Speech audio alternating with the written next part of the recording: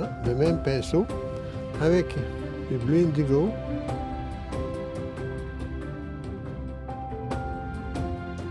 Avec les mêmes couleurs. Quelques rouges à certains endroits, comme ça.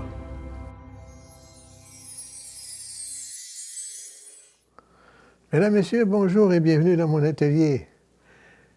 Une 16 par 20, un paysage avec toutes sortes de couleurs. On va s'amuser à découvrir toutes sortes de couleurs qu'on peut faire dans le ciel. Toutes sortes de couleurs. Ça. Tout paraît foncé comme ça. C'est un bon temps pour rajouter du blanc et rajouter du rouge.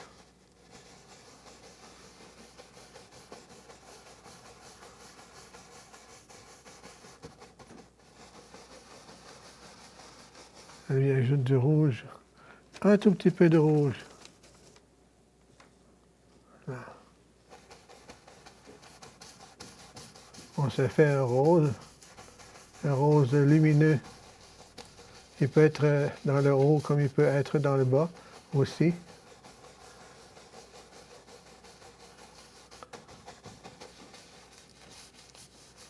Si vous prenez un cours par téléchargement, eh bien, vous dites simplement que vous pouvez ajouter le rose dans le bas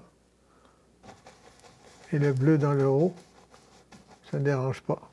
Ça va au goût. On découvre toujours. Le but est de découvrir. Hein? Là.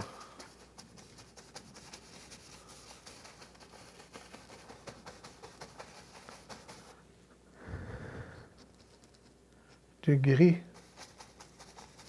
médium, soit du gris métallique.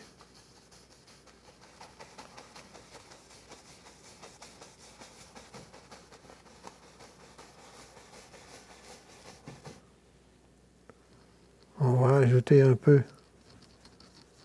de bleu et blanc. Un bleu pas trop foncé.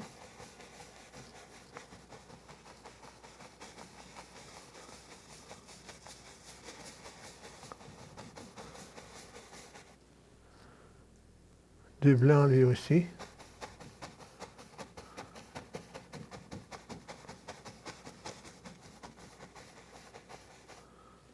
Là. Du mouvement dans le ciel. Beaucoup de mouvements dans le ciel avec un peu de rouge de cadmium. Dans le but d'en faire un rose. On peut même en ajouter ici un peu. Avec un tout petit peu de bleu et blanc.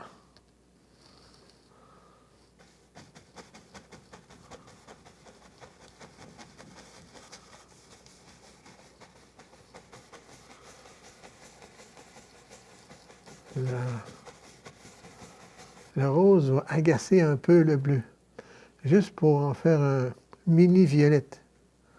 Un mini-violette. Tout petit.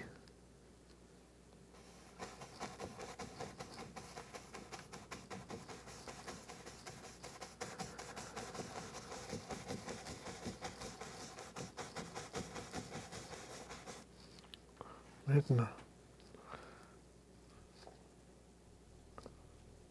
Une fois que j'ai eu ça ici, je pourrais remplir le reste un peu plus bas. On pourrait faire ça. C'est une idée que je viens d'avoir. On va simplement étirer un peu. Là.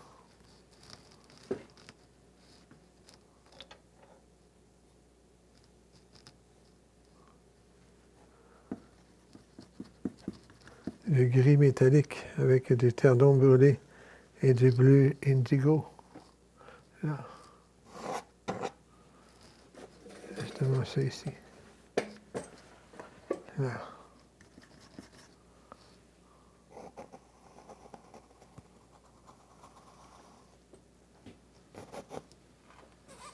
On se fait des montagnes.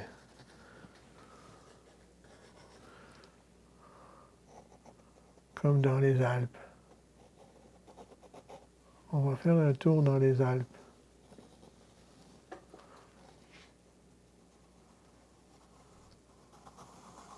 Ouais, comme ça. Regardez bien. Le gros pinceau, lui, va atténuer les couleurs. Il va donner en même temps un pâle, un flou.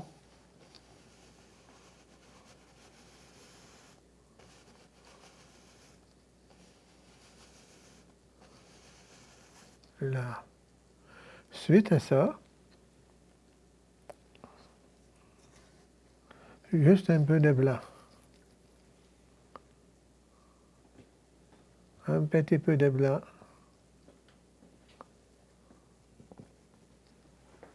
Là.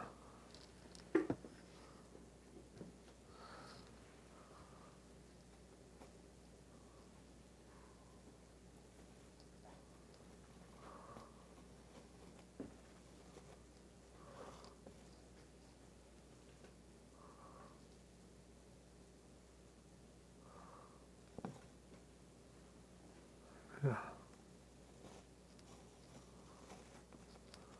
Un peu des neiges éternelles. Un peu de bleu et de gris métallique. Juste pour démontrer la partie de glace.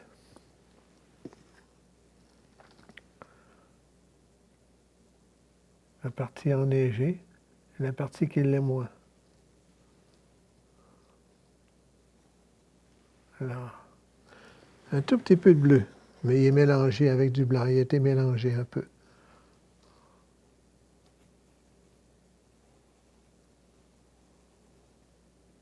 Là. Et là, il reste un peu de foncé au travers. Avec le gros pinceau, on peut maintenant atténuer.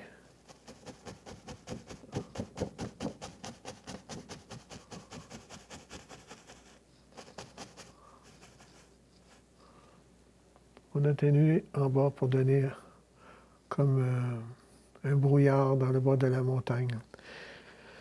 Il peut y avoir aussi, chose qui existe,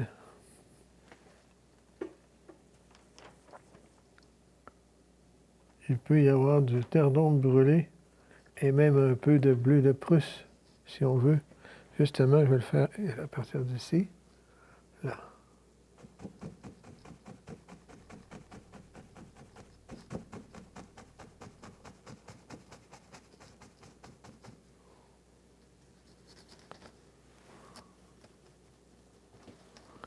Comme ça, juste sur un seul côté du pinceau.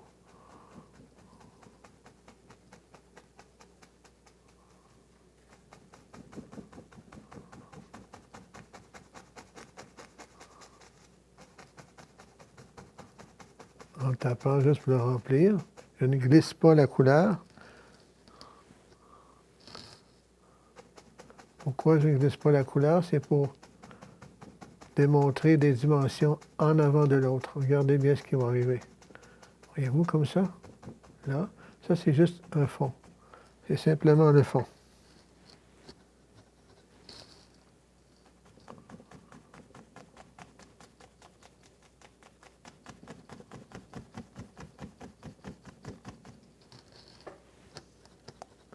Je glisse la couleur.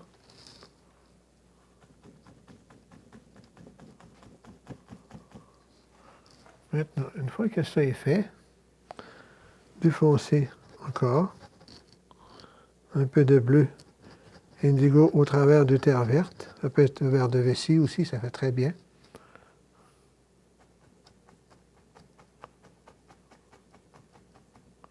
Maintenant, directement dans le blanc et dans le vert de cinabre et jaune cadmium.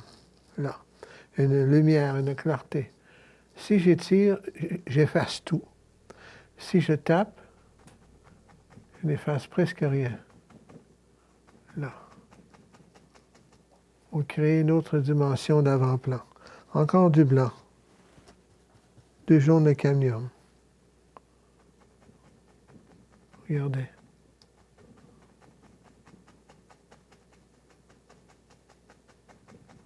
la dimension différente, comme ça, différentes dimensions. Maintenant, un bon truc, regardez bien celui-là. Il a 3 pouces, 2 pouces de large, mais je ne le prends pas sur toute sa largeur. Sur la moitié, comme ça. OK? Le jaune, vert de cinabre, et je retourne dans le blanc, je l'étire, je l'étire, je l'étire. Ah! Maintenant, je vais casser un peu le pinceau, façon de parler, juste sur un coin. Je peux taper comme ça, comme je peux simplement le tourner et en tapant vers le haut, montrer des feuillus avec la lumière qui arrive directement sur le dessus. Là. Vous allez avoir du plaisir à peindre avec ça. Là. En repoussant les poils vers le haut, il faut déposer le surplus de peinture qu'on a pris en le glissant. En le glissant. Là.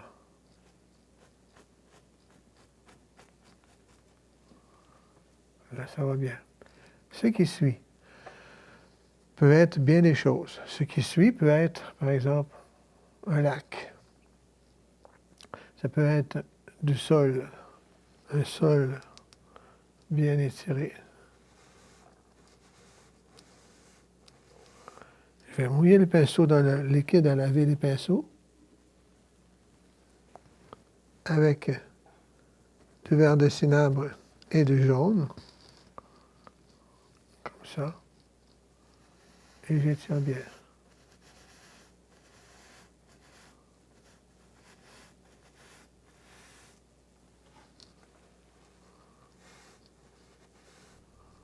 Je l'étire bien comme ça.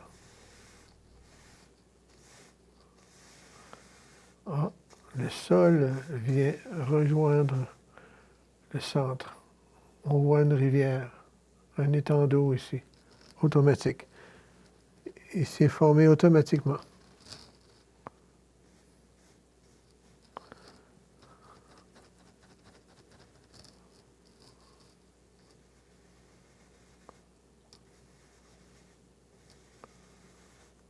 Là. On ne donne aucune pression. Il n'y a aucune pression qui se fait.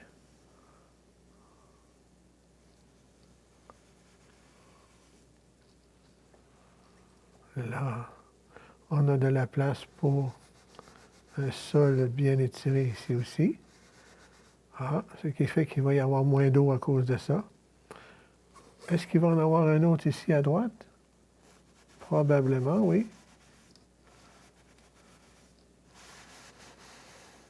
Là. Ah, ça fait sculpter. C'est plus un lac, c'est plus une rivière, peut-être un étang d'eau. Donc, pas mal de choses changent. Maintenant, allons-y avec un peu de bleu indigo et un peu de blanc. Dans le liquide à laver les pinceaux, ça fait étirer la couleur, ça fait glisser la couleur et ça travaille mieux. Là. Toujours un pinceau de 2 pouces. Là.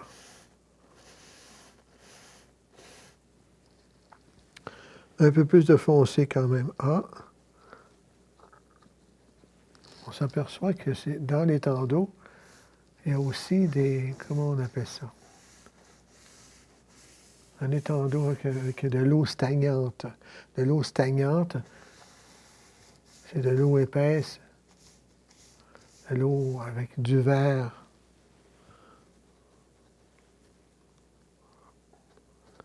C'est mieux de ne pas embarquer là-dedans. Ça peut être dangereux, de l'eau stagnante. Et il peut y avoir des bactéries. Là. Avec du brun, terre d'ombre brûlée, du bleu indigo. C'est ça. Oui.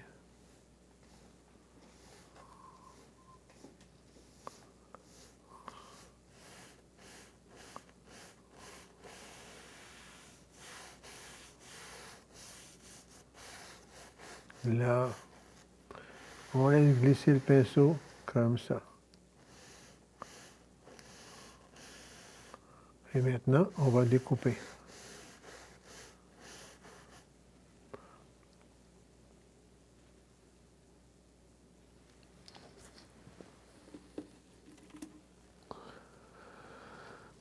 On va découper.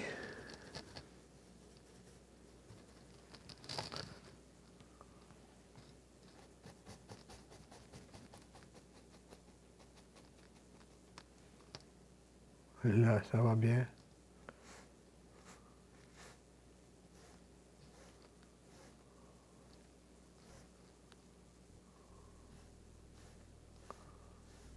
Un peu de foncé, un peu d'ombrage. Comme si c'était des petits pinceaux. Et juste de la manière de travailler le gros pinceau démontre que c'est des petits pinceaux. Quelqu'un qui ne voit pas le faire ne croit pas souvent que c'est des gros pinceaux. On dit, ah, c'est pas un pinceau de 2 pouces qui a fait ça? Eh oui. C'est de la manière que les pinceaux sont travaillés.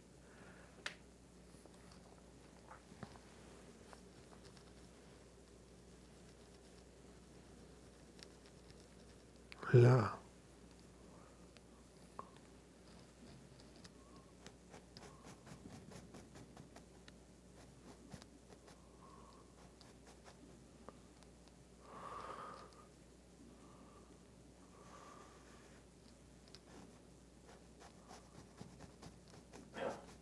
Là.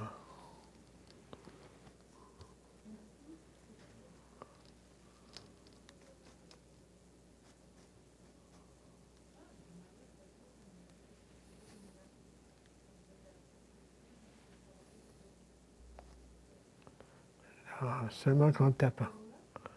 Là. Pas sur le bout. Le pinceau penché. En tapant. Hein? Là. Maintenant, qu'est-ce qu'on pourrait lui faire? Si on prenait un pinceau plus petit,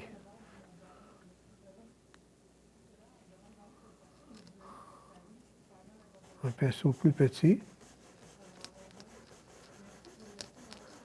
on lui fait un peu de mouvement de l'eau. L'eau stagnante n'a pas vraiment de mouvement qu'on voit, c'est une eau massive, un peu comme du sirop ou de la mélasse.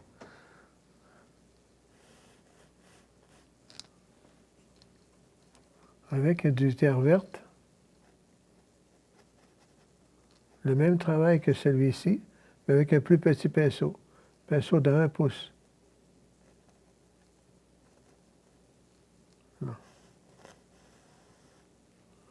Là, ça va bien.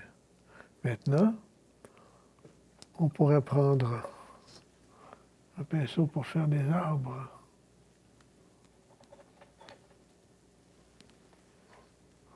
Un pinceau pour faire des arbres. On va le mouiller.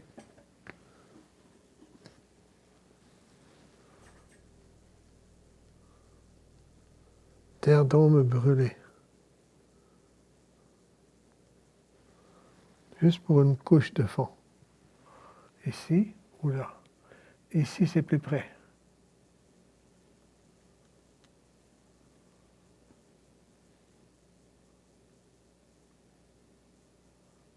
L'arbre est plus large dans le bas. Ici, je ne ferai rien pour ne pas cacher ça. Pour ne pas le cacher, alors je vais simplement l'étirer. Je penche le pinceau pour raffiner le bout des branches. Là. En penchant le pinceau, ça va raffiner le bout des branches. Si je garde le pinceau comme ça sur le bout, il va devenir trop large au bout des branches. Donc, je le penche à la verticale et à peine y toucher, juste pour donner un indice là où seront les feuillus. Là. Une fois que j'ai fait ça, je prends du terre de sienne brûlé avec du blanc. Et même s'il y a un peu de vert jaunâtre dessus, c'est bien correct. Ça peut être du lichen qui pousse après les arbres. C'est très fréquent.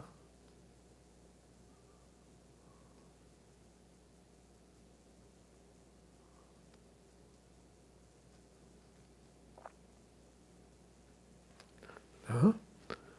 Une fois que ça est fait, on reprend le pinceau de 1 pouce.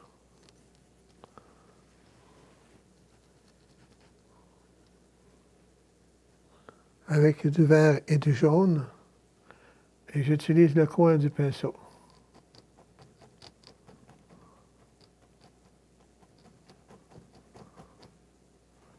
Important que la couleur soit sur le dessus. Alors, du vert, sur le dessus.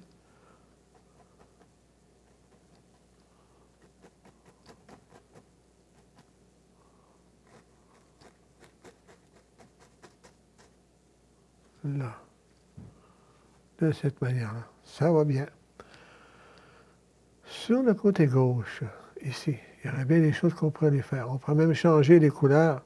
Regardez bien. On va s'amuser à changer les couleurs. J'ai pas lavé le pinceau.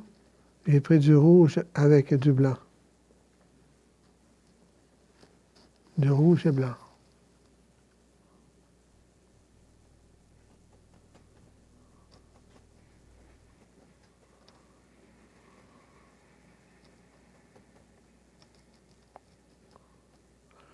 Toujours l'été, un peu de fleuri.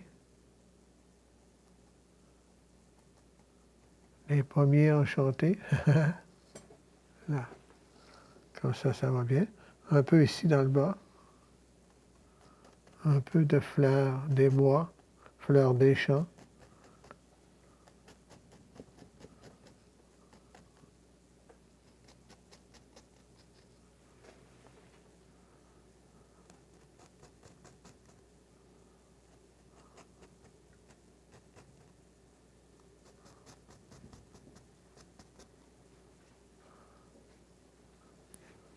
Là, comme ça. Maintenant, si on se recule un peu, ici, on a la montagne en arrière avec nos arbres. On peut y en avoir d'autres aussi.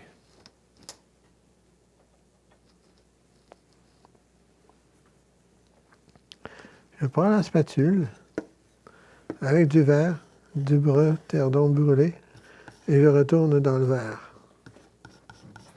Là, de cette façon. Maintenant, juste ici, juste ici.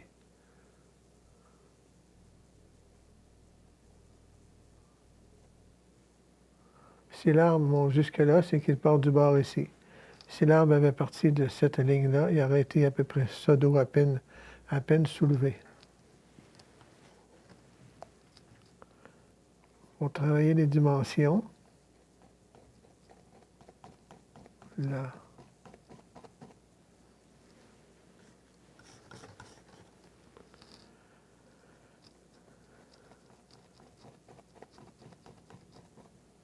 Là. Et si l'arbre partait d'ici, il va monter jusque-là pour travailler les dimensions. Regardez bien maintenant. Vous vous souvenez tout à l'heure, quand on a pris le pinceau, le petit, pour faire des fleuris, on va lui en faire des fleuris pour démontrer que l'arbre n'est pas tout seul dans les airs. Là.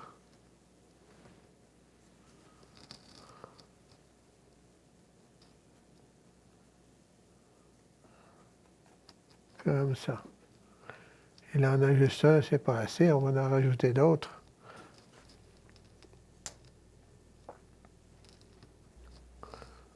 On en rajoute un petit peu ici. Là.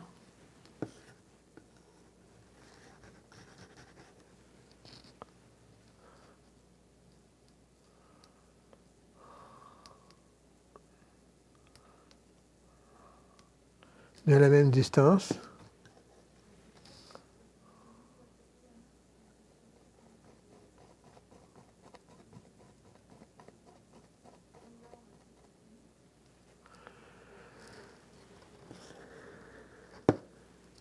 Là.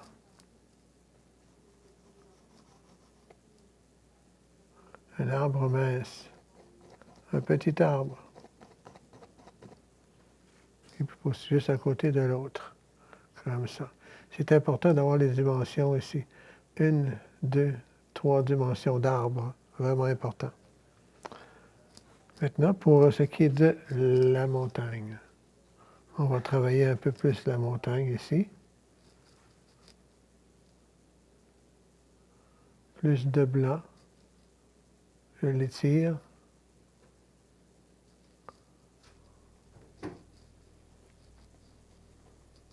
Là. À des endroits qu'il n'y a pas de neige, puis d'autres endroits qu'il y en a. À cause des vents, à cause de bien des conditions.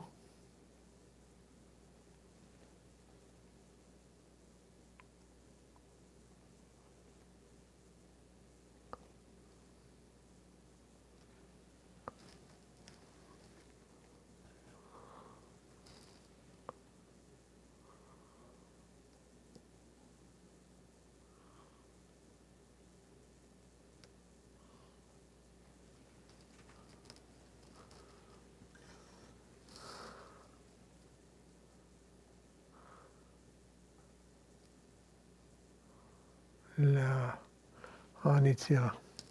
On peut se faire un tout petit peu de bleu indigo. Faire refléter du bleu sur les montagnes.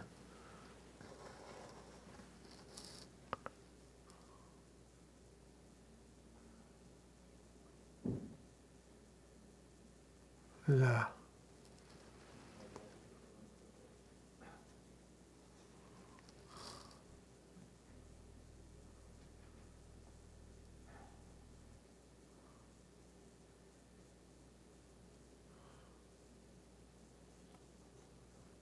Là, de cette façon. Et puis, un petit peu de clarté ici sur l'eau. Pas beaucoup, juste un petit peu. Le vent va faire déplacer l'eau un petit peu. Le vent va faire bouger l'eau très peu, comme ça. Là. Alors, on a un paysage d'été bien complété. C'est tout le temps qu'il nous reste. Tout le monde, je vous souhaite une très belle semaine et bonne peinture. Bye.